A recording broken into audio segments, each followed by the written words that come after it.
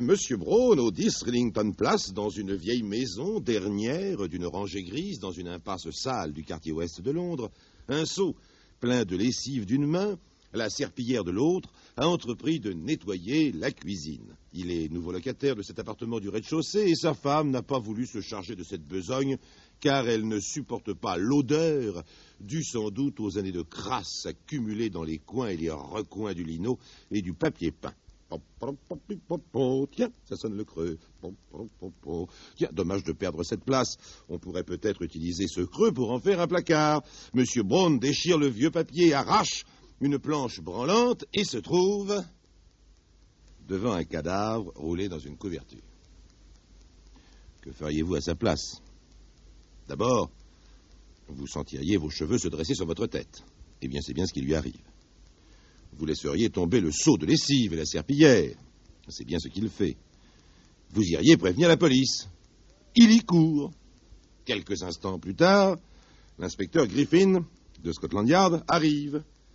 Et sans doute moins impressionné, en tout cas plus curieux que M. Brown, il farfouille plus profondément dans le placard et découvre, roulés dans des couvertures, 2 autres cadavres. Pendant qu'ils y sont, les policiers arrachent le lino du sol, car le parquet leur a semblé instable, et pour cause, les lames sont déclouées. Ils les soulèvent et se trouvent nez à nez, si j'ose ainsi m'exprimer, avec un 4e cadavre. Oh, c'est assez pour aujourd'hui, hein. Bon, en effet, les policiers ont fait du beau travail, puisqu'ils viennent d'ouvrir l'un des plus extraordinaires dossiers de la police, celui de la fantastique affaire Christie Evans, qui allait déterminer les Anglais à abolir la peine de mort. Il est probable d'ailleurs que si une affaire semblable s'était déroulée en France, nous aurions pris la même décision que les Anglais. Mais ce sera à vous d'en juger lorsque vous aurez entendu l'histoire dont Jacques-Antoine a réuni les éléments.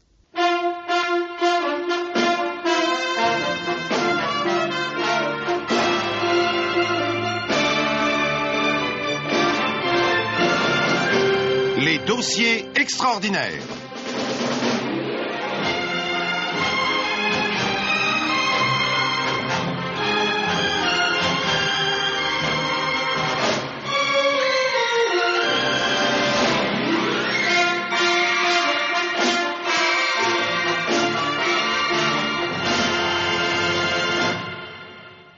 Donc, le 25 mars 1953, on découvre 4 cadavres cachés dans la cuisine de l'appartement du rez-de-chaussée, 10 Rillington Place.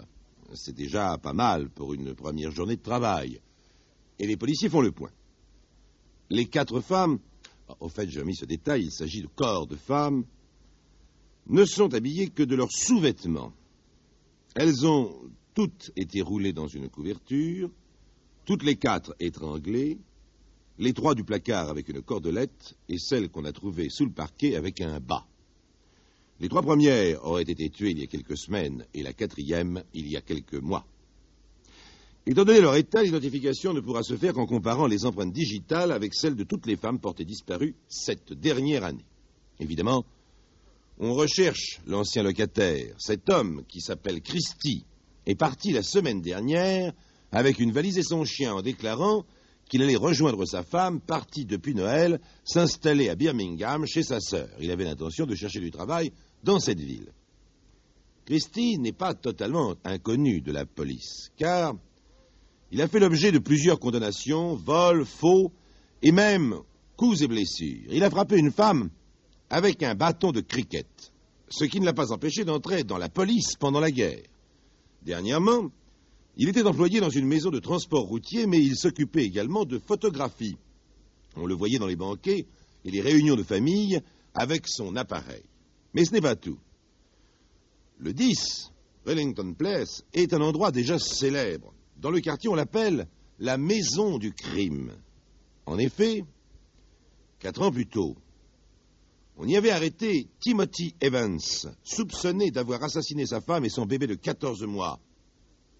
Et tenez-vous bien, Christie fut le principal témoin à charge dans le procès de Timothy Evans, qui fut bel et bien pendu en janvier 1950.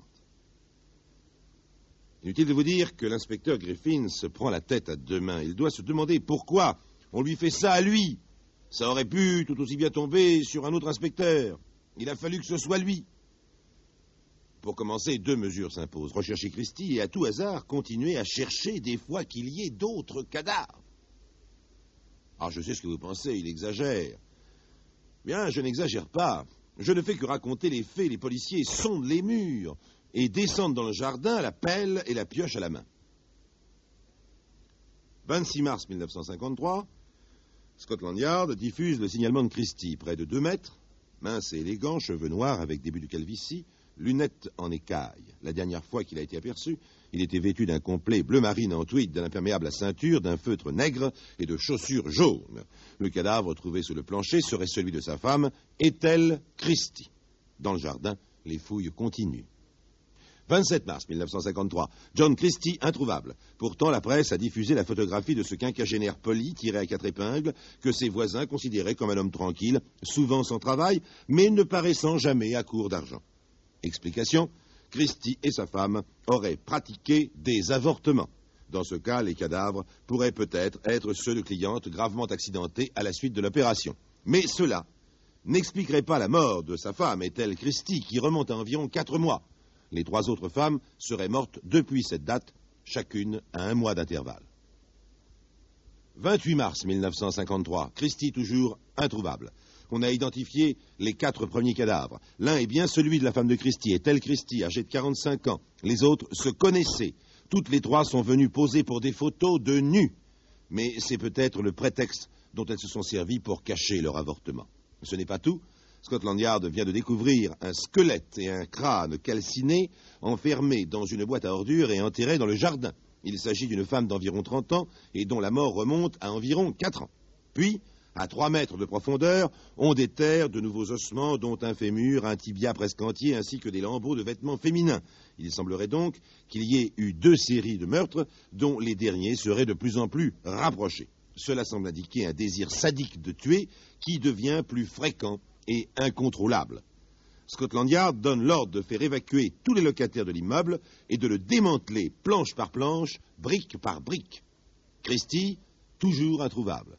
Mais l'horreur provoquée par la découverte des 6 cadavres crée un sentiment d'inquiétude. Scotland Yard, sortant de sa réserve habituelle, demande à la presse de publier des avis de recherche concernant Christie, qui risque de tuer encore avant la fin du mois. Au 10, Wellington Place, les fouilles continuent. 1er avril 1953, 6 heures du matin, un journalier qui connaît Christie de vue se précipite au commissariat de police de Notting Hill. Il déclare l'avoir vue à l'arrière d'une camionnette. Lorsque la police arrive, la camionnette est vide. 2 heures plus tard, un homme, hagard et barbu, est accoudé au parapet du quai de la Tamise près du pont de Putney. Par cette matinée printanière, il regarde avec mélancolie des dockers décharger une péniche. Le constable Thomas Ledgert, 43 ans, 2,06 m de haut, accomplit sa ronde habituelle. Il aperçoit l'homme, à tout hasard, il sort la photo de Christie et croit le reconnaître. Il est 9h10. Le constable s'approche de l'homme. « Êtes-vous John Christie ?» L'homme tourne vers lui un regard las et presque hébété. « Êtes-vous John Christie ?» L'homme bredouille des mots sans suite, incompréhensibles. La loi anglaise interdisant qu'on arrête un homme si l'on n'est pas muni d'un mandat nominal, le constable demande « Acceptez-vous de m'accompagner au commissariat ?» Oui. 2 autres policemen ont rejoint Thomas Ledgert dans une voiture de service. L'un d'eux demande à Christie d'enlever son chapeau. Tous 3 constatent la calvitie partielle que précise le signalement. Arrivé au commissariat de Putney, John Christie demande un verre d'eau. Il est manifestement épuisé, traqué. Sans doute n'a-t-il rien mangé depuis plusieurs jours. Alors les policiers, avec des précautions de mère de famille, font infuser le thé. Et bientôt, dans le commissariat se répand une bonne odeur de bacon en train de frire. Tant et si bien que quelques instants plus tard, réconforté, John Christie retrouve ses forces et jette autour de lui un œil martial. Déjà, il y a 300 personnes, surtout des femmes, qui se pressent devant le commissariat, tandis que l'inspecteur-chef Griffin vient le chercher. Quelques heures plus tard, John Christie est inculpé du meurtre de sa femme, car en Angleterre, on ne peut être accusé que d'un meurtre à la fois. Je n'ai pas besoin de vous dire que l'inspecteur Griffin fait ouf Mais derrière lui, tout Scotland Yard fait ouf, et toute l'Angleterre fait ouf. Seulement, en même temps, toute l'Angleterre essaie de se cacher une terrible vérité. Cette vérité... Je disais donc que lorsque l'Angleterre apprend le 1er avril 1953 l'arrestation de Christie, elle pousse un formidable ouf. Et en même temps, essaie de se cacher une terrible vérité. Elle essaie de se la cacher toute la journée du 2 avril 1953. Ce jour-là, une première audience a lieu qui dure à peine 5 minutes devant le tribunal de première instance du district ouest de Londres. John Christie, qui semble retomber dans un état de dépression physique, est conduit à l'infirmerie de la prison de Brighton. Il ne nie ni n'avoue rien. Il ne prononce pas un seul mot. Les spécialistes, pendant ce temps, ont reconstitué avec du fil de fer des squelettes en partant des ossements trouvés dans le jardin. Ils ont recouvert ces squelettes de plâtre, et le plâtre d'un plastique qui simule la peau de façon à donner à l'ensemble une apparence humaine, et les mensurations sont communiquées à la police pour identification. À ce point de l'enquête, comme Christie s'obstine à nier toute participation au meurtre de ces 6 femmes, 3 questions se posent. Première question, Christie a-t-il tué ces femmes poussées par un désir sadique ou pour dissimuler la preuve de tentative d'avortement manquée? Deuxième question. Est-elle Christie, sa femme, qui pratiquait avec lui des avortements, était-elle sa complice lors des 2 premiers assassinats? Et dans ce cas, pourquoi l'a-t-il tuée? Mais surtout, il y a une 3e question, autrement plus importante, mais que l'on refuse encore de se poser ce 2 avril. Comme on refusera le 3 avril, mais le 4 avril 1953, l'affaire éclate, il le fallait bien. En effet, le 4 avril, ce dont toute la presse anglaise parle, ce n'est pas de la découverte de nouveaux ossements dans le jardin. Ce n'est pas de la déclaration des inspecteurs qui s'attendent à en trouver également dans le jardin voisin, mais de l'affaire Evans. Car, je vous le rappelle, au 10 Rillington Place, il y a 4 ans, on a arrêté Timothy Evans, soupçonné d'avoir assassiné sa femme et son bébé de 14 mois. Christie fut le principal témoin à charge dans le procès de Timothy Evans, qui fut bel et bien pendu en janvier 1950. Et aujourd'hui, toute l'Angleterre horrifiée rouvre le dossier Evans, atterré à l'idée que celui-ci a peut-être été victime d'une monstrueuse erreur judiciaire. Voyons les faits. 1er décembre 1949, Evans se rend au poste de police. « J'ai tué ma femme, déclare-t-il. Elle était querelleuse. Elle ne m'accordait aucun répit. Je l'ai jetée dans la fosse septique de ma maison. Si vous vous rendez au 10 Rillington Place, vous trouverez la fosse dans le jardin. » Ce jardin, d'ailleurs, où les squelettes des 2 victimes de Christie ont été retrouvés. Or, le corps de Mme Evans, mais aussi celui de sa fille empaqueté dans les papiers, y sont en effet découverts. 5 fois de suite. Evans confirmera qu'il est le meurtrier de son épouse, mais lorsqu'il comparaît devant la cour criminelle de l'Old Bailey, cet homme, qui ne sait ni lire ni écrire, et qui paraît d'une intelligence limitée, raconte une histoire bien différente. Beryl, ma femme, dit-il, attendait un bébé. Je ne voulais pas de cet enfant qui alourdissait nos charges. J'en ai parlé à mon voisin, John Christie. Je peux mettre fin à sa grossesse sans aucun danger pour elle, m'a dit Christie. Le 8 novembre, rentrant de mon travail, j'ai trouvé mon voisin dans l'escalier. Votre femme est morte pendant l'opération, me dit Christie. Bizarre histoire. La suite à l'époque parut tout aussi ténébreuse. Evans aida Christie à transporter le cadavre dans l'appartement au-dessous du sien qui était inoccupé. Par la suite, affirme Evans, il ne revit jamais le corps de sa femme. Son voisin, après avoir été reconnaissant de ne rien dire au sujet du drame qui venait de se produire, lui proposa de confier son bébé à des amis. 2 jours plus tard, le 10 novembre, en rentrant chez lui le soir, Evans apprit par Christie que ses amis étaient venus chercher le bébé et qu'il se trouvait en lieu sûr et bien soigné. Il n'apprit la mort de l'enfant que lorsque la police retrouva son petit cadavre avec celui de sa mère. Evans affirme qu'il n'a avoué son crime au poste de police que pour protéger Christie, qui s'était mis dans une situation difficile afin de lui venir en aide. À l'époque, le récit fait par Evans paraît invraisemblable. On ne peut pas croire qu'il ne se soit pas inquiété de savoir ce qu'était devenu le corps de sa femme et qu'il n'ait pas demandé où son bébé avait été emmené. Christie est le témoin essentiel du procès Evans. Interrogé par l'avocat de la défense, Christie réfute toutes les accusations portées contre lui par Evans et les témoignages médicaux lui donnent raison. On ne constate en effet aucune tentative d'avortement sur le cadavre de Mme Evans, qui est morte étranglée avec une cordelette. Aujourd'hui, en se rappelant les faits, la police, les magistrats qui ont condamné Evans réalisent que ce qui paraissait invraisemblable au moment du procès devient tout à fait plausible maintenant que l'on connaît Christie. Celui-ci peut parfaitement avoir tué la femme d'Evans en expliquant son crime par un avortement raté. Il y a de quoi secouer un pays tout entier, et l'Angleterre tout entière est secouée. Je ne vous raconterai évidemment pas en détail la suite de l'enquête, nous verrons simplement 2 points. Premier point, Christie doit-il être considéré comme fou ou comme responsable, et dans ce cas être pendu? Deuxième point, en exécutant Evans, l'Angleterre a-t-elle pendu un innocent? Voyons le premier point.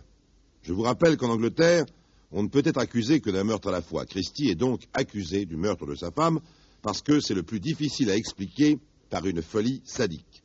On peut en effet trouver bien des raisons pour qu'un homme tue sa femme. L'avocat de la défense veut donc prouver qu'il a tué beaucoup de femmes avant et après, et que le meurtre de sa femme est donc à placer dans un contexte de folie comme les autres. Aussi, bien qu'il ait nié pendant plusieurs semaines, Christie avoue maintenant le plus de meurtres possible. « Christie est fou, dit l'avocat au juré. Je plaide la non-responsabilité mentale de mon client. » Puis il fait valoir que Christie a été gazé pendant la guerre de 14, qu'il est resté aveugle pendant 6 mois et d'une santé précaire, qu'il a déjà été plusieurs fois condamné, et enfin, qu'il n'était pas sensible à l'odeur de cadavre qui pourtant faisait fuir tout le monde. Lorsque Christie marche lentement vers la barre des témoins pour la première fois, il lance un regard furtif vers les jurés et sort son mouchoir. Pour essuyer ses larmes, disent les uns, pour se moucher tout simplement, disent les autres. Il ne fait aucun doute que Christie est ému lorsqu'il commence le récit de sa terrifiante histoire. Et son avocat montre une habileté extraordinaire pour faire ressortir l'état mental de son client. « Christie, combien de femmes avez-vous tué ?»« Je ne sais pas. Je ne me rappelle plus. »« Comment ? Vous ne vous en souvenez plus ?» s'exclame l'avocat. « Parfois, je sens quelque chose. Je ne peux plus m'en défaire. » Puis, d'une voix basse et timide, clignant des yeux derrière ses lunettes, Christie, l'homme tranquille, le petit employé d'une entreprise de transport, révèle qu'il tua pour la première fois il y a 10 ans. La première des 7 victimes, ce fut la petite Autrichienne Margaret Friesel, dont on retrouva le squelette dans le jardin macabre. « J'ai rencontré Margaret, dit Christie, lorsque j'étais dans la police en 1943. Elle vint me rendre visite 2 fois. Que lui avez-vous fait durant la 2e visite ? Je l'ai étranglée. Je crois que c'était avec un bas. Deuxième victime, Miss Muriel Hérédie de Putney, dont on découvre également le squelette dans le jardin. Christie précise qu'il l'a rencontrée en 1944. Il asphyxia d'abord la malheureuse au gaz avant de l'étrangler. Christie, demande l'avocat, entre 1944 et 1949, avez-vous tué d'autres femmes ? Peut-être, dit Christie, le regard fixé sur l'avocat. Je ne me rappelle plus. La 3e victime, c'est un coup de théâtre. Christie avoue que c'est Madame Evans. Mais si Christie admet qu'il a tué Madame Evans, il se défend d'avoir tué le bébé. Le 7 novembre, dit Christie, je sens une odeur de gaz dans la maison. Je monte chez Madame Evans et la découvre allongée par terre. Le robinet de gaz est ouvert. J'ouvre la fenêtre, je l'aide à se relever et lui donne un verre d'eau. Madame Evans me supplie de ne rien dire à personne. Je fais du thé et nous en buvons tous les deux. Le lendemain, Madame Evans vient me trouver. Elle me dit qu'elle est lasse de vivre, mais qu'elle n'a pas le courage de se tuer. Elle me demande de la tuer. Alors je l'ai étranglée, je crois avec un bas, pendant que ma femme faisait la cuisine à l'étage en dessous. Incroyable. 4e victime, Madame Christie, sa femme. Il était 8 heures du soir en décembre, dit Christie. Ma femme, qui était souffrante, me réveilla. Elle semblait convulsée. Je ne pouvais pas la voir souffrir ainsi. Je pris un bas. et le serrait autour de son cou. Christie raconte aussi comment il a tué les 3 autres femmes, mais je vous ferai grâce de son récit. Sachez simplement que le motif réel de ces crimes ne fait aucun doute, car Christie avait des rapports sexuels avec ses victimes avant et après l'étranglement. Évidemment, il y a, comme dans tous les procès, même les plus macabres, quelques moments comiques. Par exemple, quand Christie explique qu'en faisant du jardinage, il déterrait souvent par mégarde un crâne ou un tibia. Quand Christie explique qu'il a placé le cadavre de sa femme sous le plancher pour ne pas en être séparé. Évidemment, de tout cela, il ressort que Christie est pour le moins anormal. Alors va-t-il être condamné à la pendaison? La loi anglaise n'admet l'irresponsabilité que si l'accusé est inconscient d'enfreindre la loi au moment où il accomplit son crime. Là-dessus, comme les psychiatres ne sont pas d'accord, l'accusateur fait valoir que puisque Christie cachait les cadavres dès le crime accompli, c'est qu'il avait conscience de violer la loi, donc il est coupable. Et il obtient la condamnation de Christie pour le meurtre de sa femme. Le dossier de police de ces autres meurtres sera clos avec la mention « meurtrier présumé Christie ». Mais Christie sera-t-il pendu? On peut dire que c'est à ce moment que l'affaire Christie Evans prend toute son ampleur, et c'est là que nous abordons le deuxième point. Evans a-t-il été la victime d'une erreur judiciaire? Rappelons que la loi anglaise, voulant qu'on ne soit accusé que d'un meurtre à la fois, Evans fut accusé et condamné pour le meurtre de sa petite-fille Géraldine. Pendant le procès de Christie, l'accusateur public, l'avocat, le président se sont efforcés de faire préciser à celui-ci que s'il avait tué Madame Evans, il n'avait pas tué la petite fille. Donc Evans était bien coupable, et les magistrats ont pu proclamer avec soulagement qu'aucun innocent n'avait été condamné par erreur. Mais l'opinion publique n'est pas convaincue du tout. Les travaillistes déposent un projet de loi contre la peine de mort. Christie refuse de faire appel. Christie doit être pendu le 15 juillet à 8 heures du matin. Le ministre de l'Intérieur travailliste estime n'avoir aucune raison de le gracier. Le député de la circonscription de Christie demande que la sentence soit remise. Tous les députés hostiles à la peine de mort essaient d'obtenir le sursis. Les socialistes aussi, de même que la mère d'Evans, qui espère un témoignage de Christie permettant de sauver l'honneur de son fils. Mais celui-ci est pendu le 15 juillet. Certains trouvent que le gouvernement fait preuve d'une hâte indécente dans le but, non de trouver la vérité, mais de donner aux exécuteurs d'Evans justification de leur acte. 2 ans plus tard, M. Cutterhead, le ministre de l'Intérieur qui a fait exécuter Evans, monte à la tribune de la Chambre au cours d'un débat sur l'abolition de la peine de mort. Il reconnaît l'innocence d'Evans. Selon lui, l'application de la peine de mort eut pour résultat dans cette affaire une première fois l'exécution d'un innocent et une deuxième fois celle du témoin qui pouvait le disculper. C'est trop, et la peine de mort est abolie. 11 juin 1961, parution d'un livre qui, point par point, disculpe Evans et déclenche un grand mouvement en faveur de la réhabilitation. 19 octobre 1966, soit 16 ans après l'exécution d'Evans, l'affaire est close juridiquement et il est admis qu'Evans n'a pas tué sa petite-fille. La reine Élisabeth accorde le pardon. Mais comme, par contre, le rapport de la contre-enquête laisse entendre qu'il aurait probablement étranglé sa femme, on peut dire que ce fantastique dossier de la police se termine par une magistrale queue de poisson. Une seule chose est certaine, la peine de mort en Angleterre n'y a pas survécu, et à notre avis, les Anglais ont eu bien raison.